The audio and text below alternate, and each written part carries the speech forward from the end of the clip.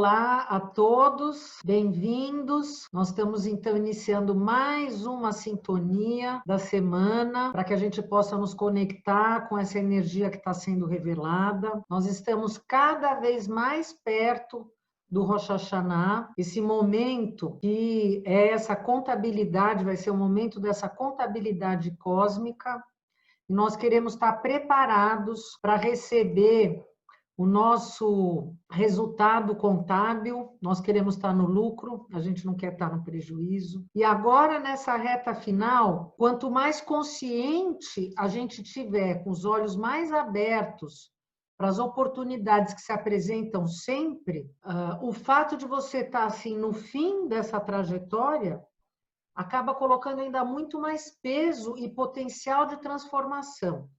Então, através desses nossos encontros, nós conseguimos trazer para dentro de nós um despertar, uma consciência que, apesar de saber o certo, apesar de saber o que é mais positivo, apesar de saber aquilo que é negativo e que não nos favorece, nós já somos tão misturados dentro de certos padrões que nós agimos de forma automática, sem pensar.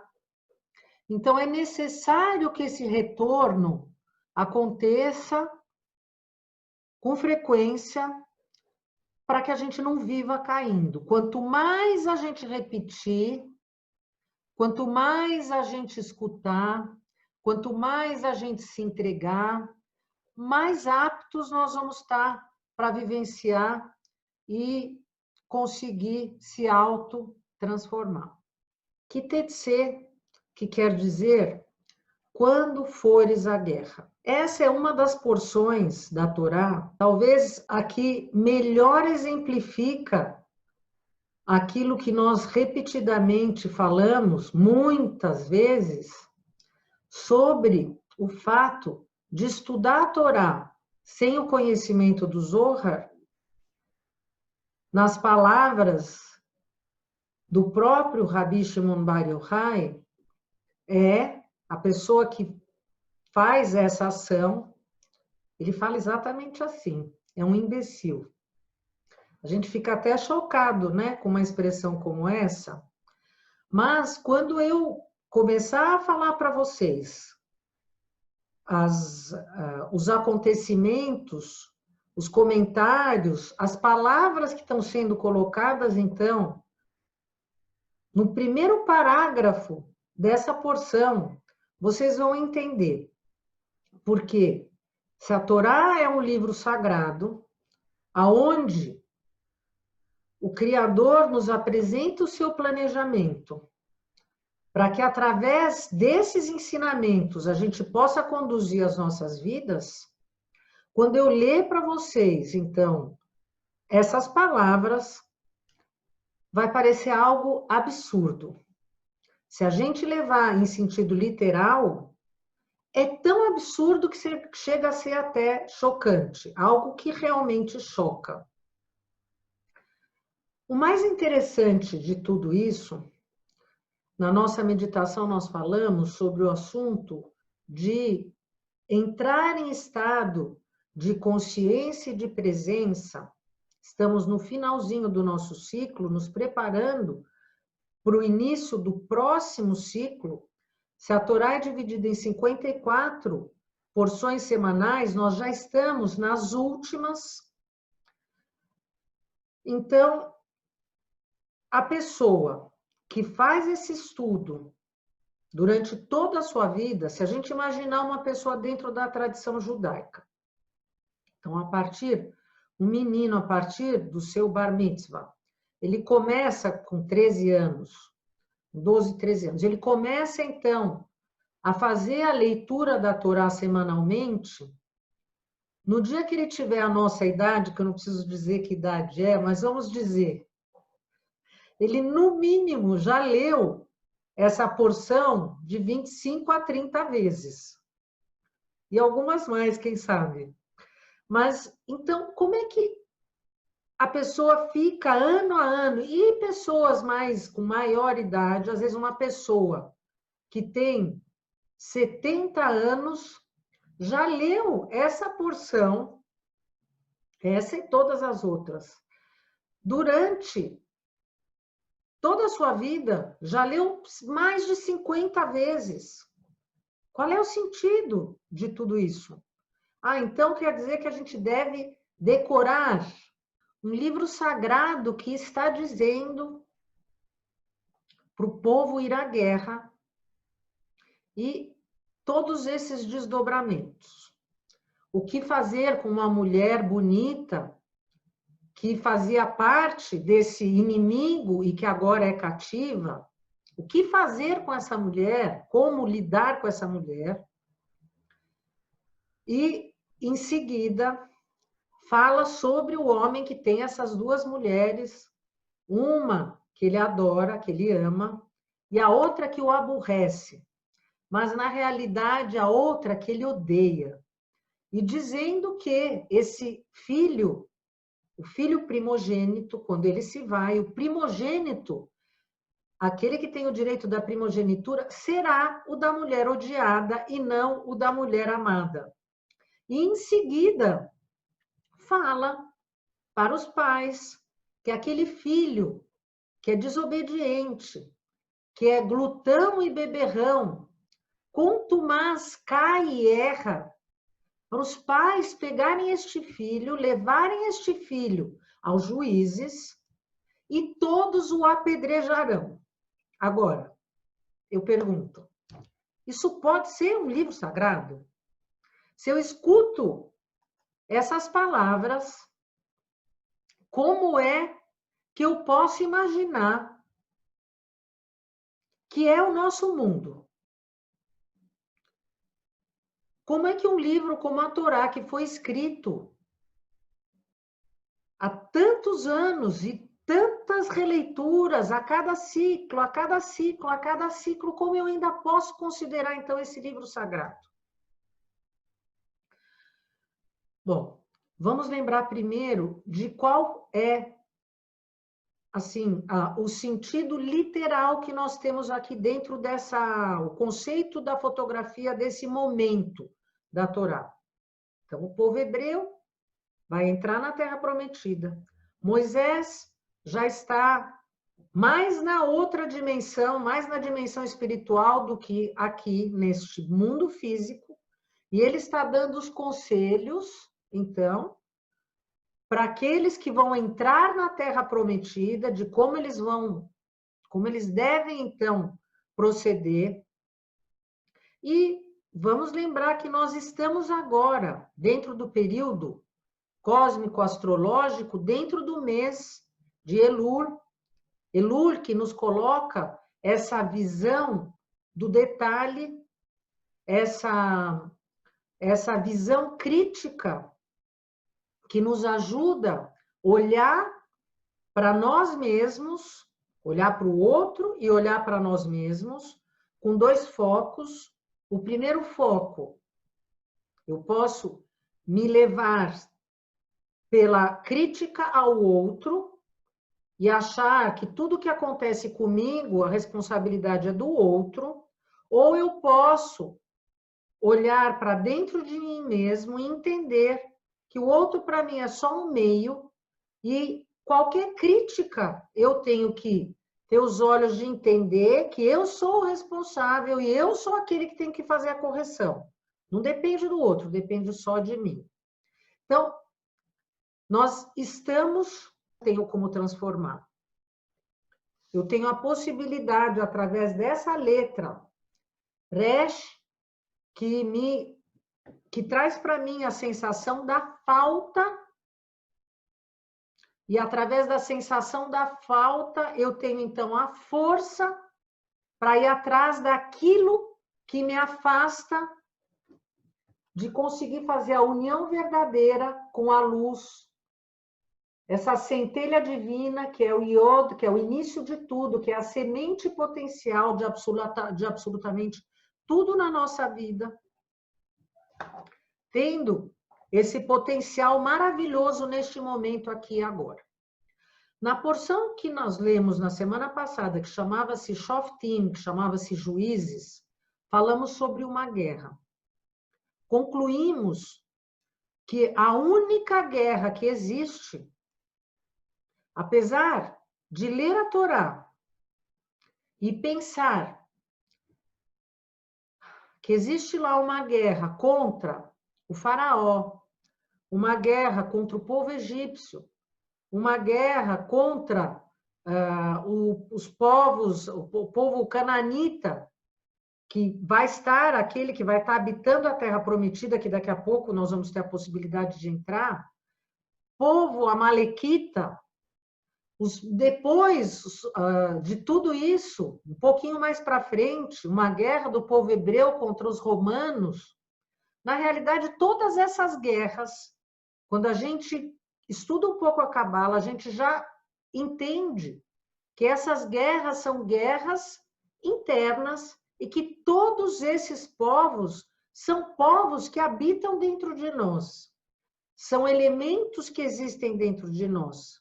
Então, quando nós estamos aqui falando sobre uma guerra, nós concluímos na semana passada que essa guerra é uma guerra interna, porque não existem várias guerras, só existe uma guerra, só existe a guerra. A guerra nossa contra um único inimigo que se chama o nosso ego. O Satã nos convence de que o nosso inimigo sempre está fora de nós. O Satã tem muito sucesso dentro desse contexto e dentro dessa vivência que nós temos no nosso cotidiano. Ele está sempre na nossa frente, porque a gente só para refletir nos momentos em que a gente se predispõe a refletir. Por isso que nós temos que repetir. Porque a gente logo esquece. Nós estamos tão misturados que a gente logo esquece. Então, nós precisamos estar bem alertas para a gente entender, então, que nós, de maneira ilusória, achamos que nós vivenciamos guerras no nosso dia a dia. Guerras na nossa família, guerras no nosso casamento, guerras no nosso trabalho.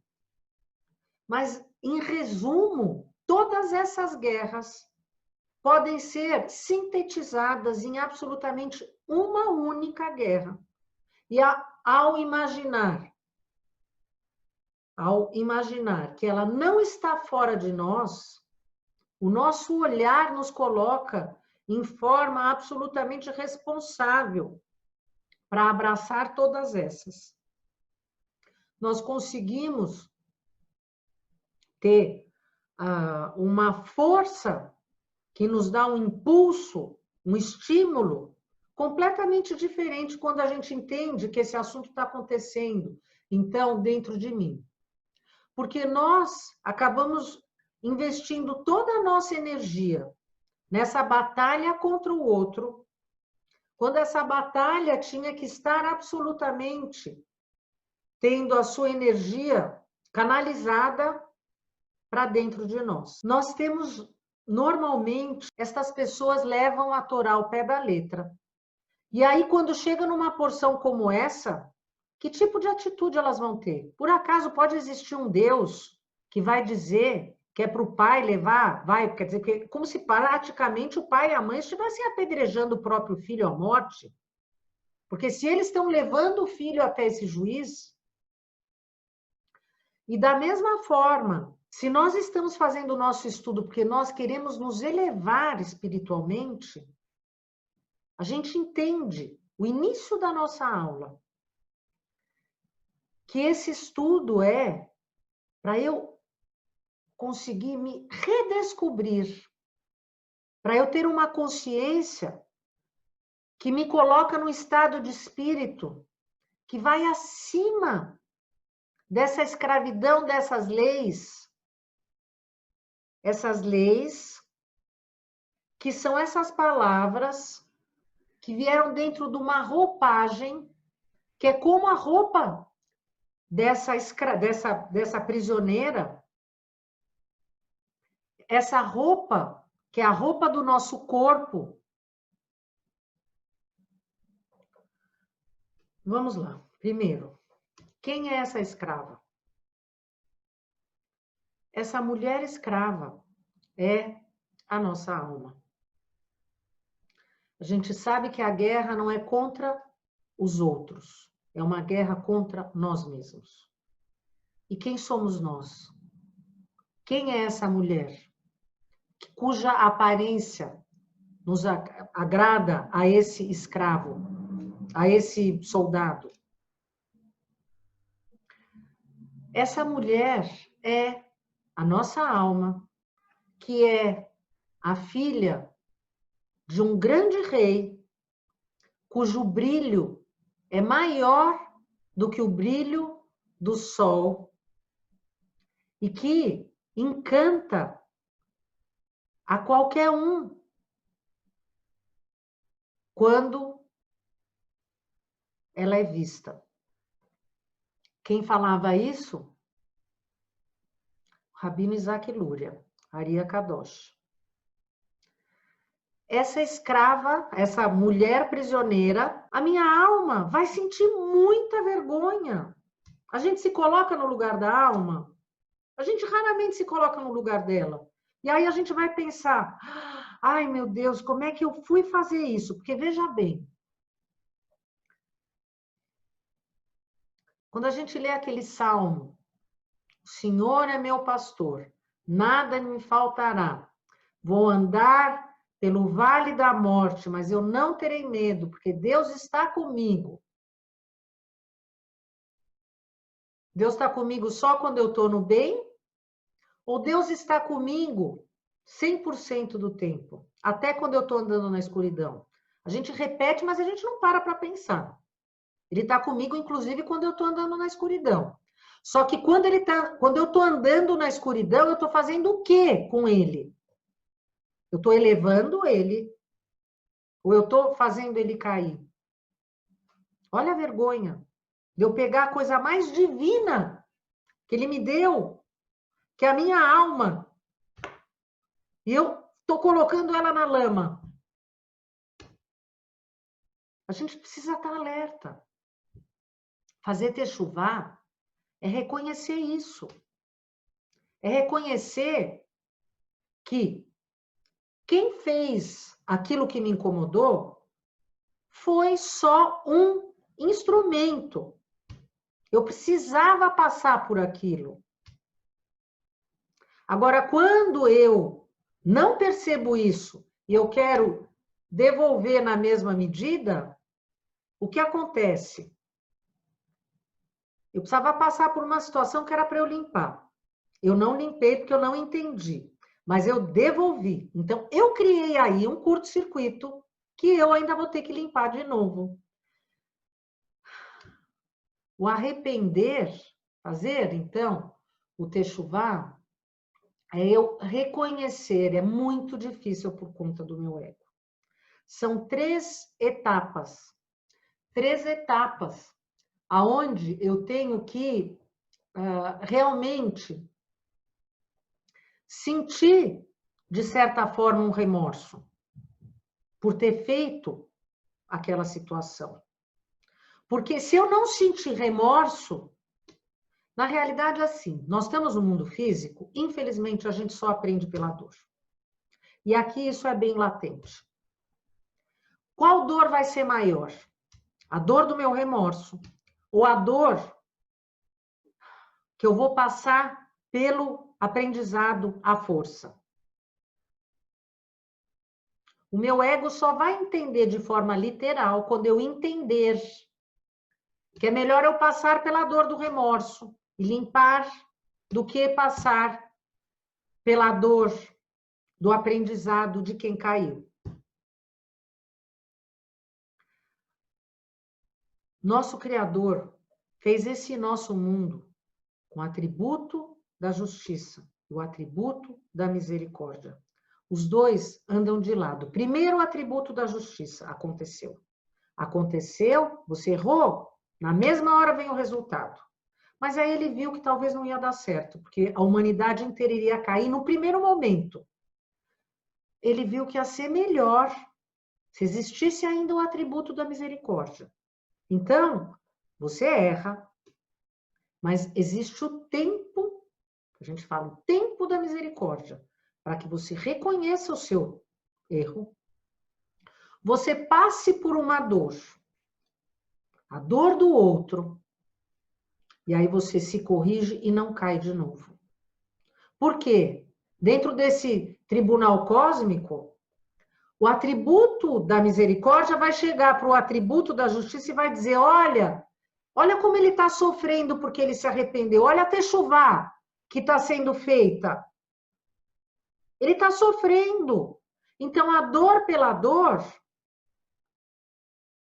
faz o balanço, faz o equilíbrio. Aí, esse nosso advogado de defesa, misericórdia, fala, vai, porque o atributo da justiça faz o quê? Que é o quê? Condena, condena, condena. A misericórdia. Calma. Dá tempo ao tempo, ele vai corrigir. Só que chega uma hora, gente, que não tem mais o que fazer. E o tempo da hora de não ter mais o que fazer é daqui a 4 semanas. Então, agora não dá para esperar mais. A gente tem que agir. A gente tem que acordar. Achar que Deus é misericordioso e Ele vai me perdoar porque eu sou uma pessoa ética. Tem uma péssima notícia para dar. Deus não perdoa. Vocês estão preparadas? Vocês entendem porque Deus não perdoa?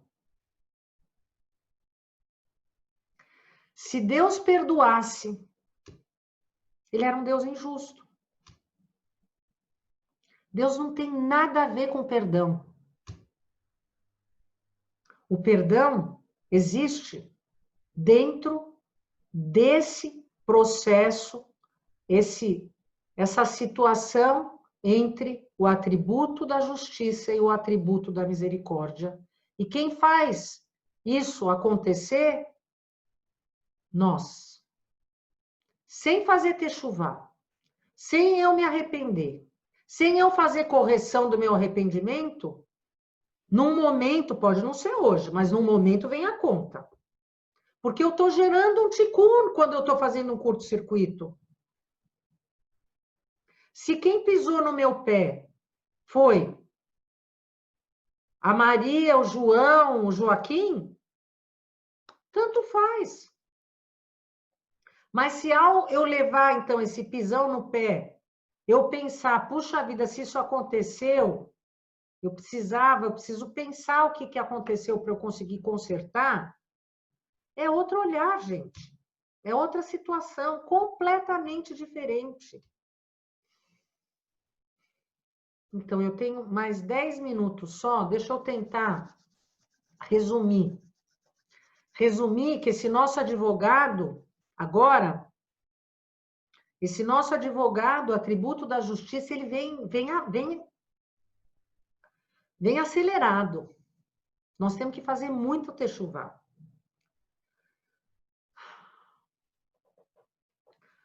De forma positiva, o perdão. Adianta eu dizer, eu te perdoo? Adianta eu chegar para essa Maria ou para esse João que pisou no meu pé? Ah, eu sou tão boazinha, eu te perdoo. Olha, não tem problema.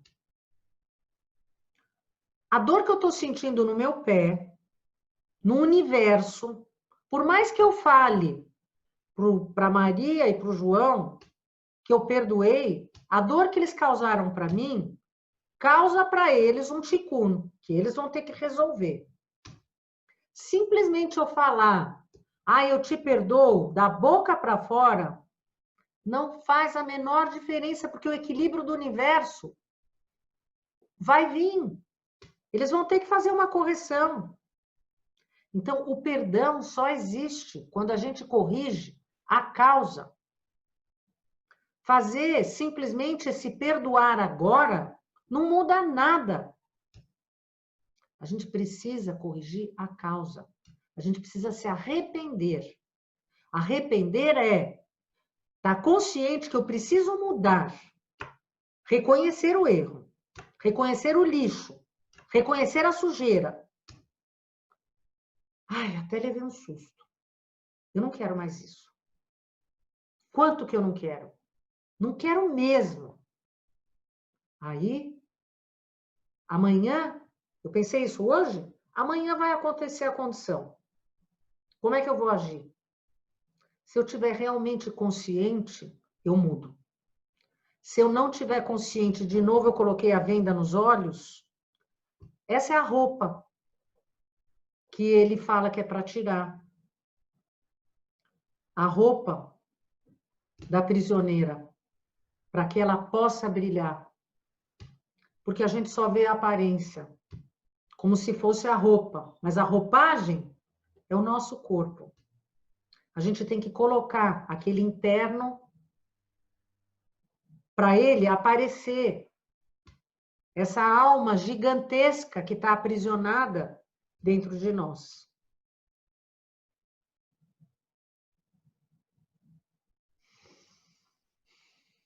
Eu preciso sentir a dor do remorso, e quanto mais eu sentir a dor do remorso, quanto mais eu chorar durante os 30 dias pelo meu erro, mais dor eu vou sentir, mais eu vou entender o que eu prejudiquei, como é que eu tive coragem de fazer tal coisa para aquela pessoa. Eu não me acredito que eu fiz isso.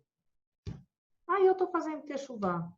Não uma coisa da boca para fora. Eu preciso perdoar todo mundo agora, porque aí eu sou a boa samaritana, tá tudo bem.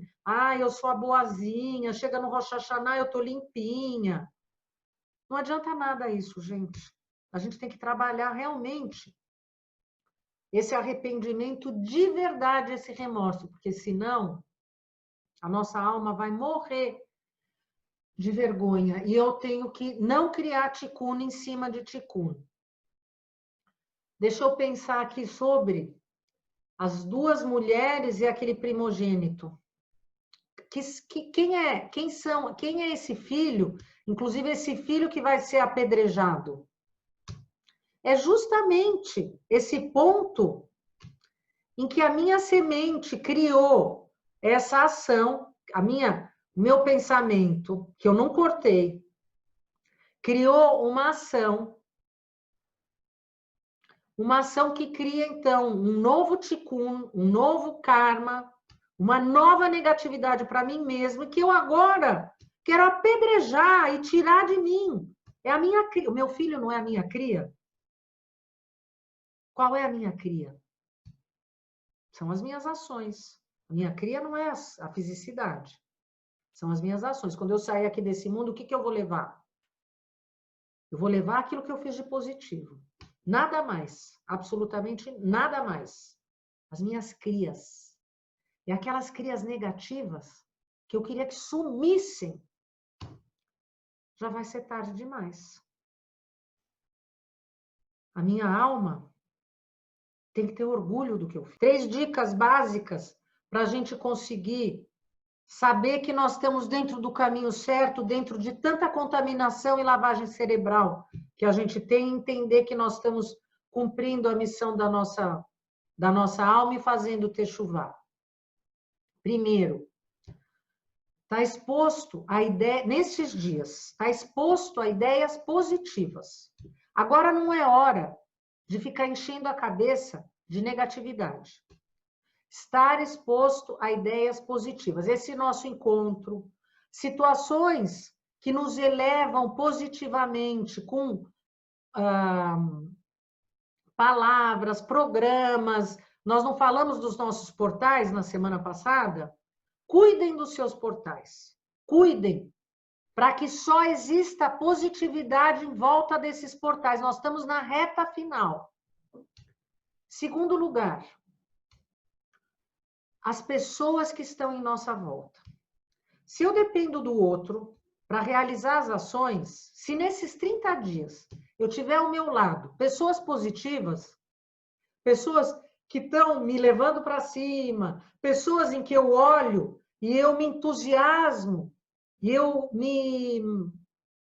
sinto, então, me estimulam o meu lado melhor, Pessoas que estão só falando coisas boas, que estão produzindo, que estão, assim, se doando e que... Ai, que maravilha, eu quero ser como ele. Ai, eu quero ser como ela. Nesses 30 dias, isso é maravilhoso. Porque estão me dando um caminho positivo para eu seguir, uma linha positiva. Em vez de eu colocar o meu foco naqueles que caem, não. Preciso ter o meu foco naqueles que me elevam. Está em volta de pessoas do bem. Do bem. E durante o meu dia a dia, nas minhas atividades comuns, mundanas, o tempo todo eu estou alerta e ligado. O que eu posso fazer para fazer o melhor? O que eu posso fazer dentro dessa atitude que parece tão comum? O que eu posso fazer para manifestar mais luz? O que eu posso fazer para que essa ação tão comum brilhe mais e cada vez mais? Se a gente tiver a consciência dentro dessas 3 situações, mesmo que eu não tenha total convicção, total consciência de tudo que se apresenta, porque a nossa visão, ela está contaminada com várias clipot criadas por nós. Então, se eu tiver com o meu olhar em cima desses 3 pontos muito importantes, eu vou ser vitorioso e cada vez mais vitorioso, principalmente agora. Então, obrigada pela presença de todos. Mais uma semana e bom trabalho para todos nós. Que sejamos todos vitoriosos. Amém.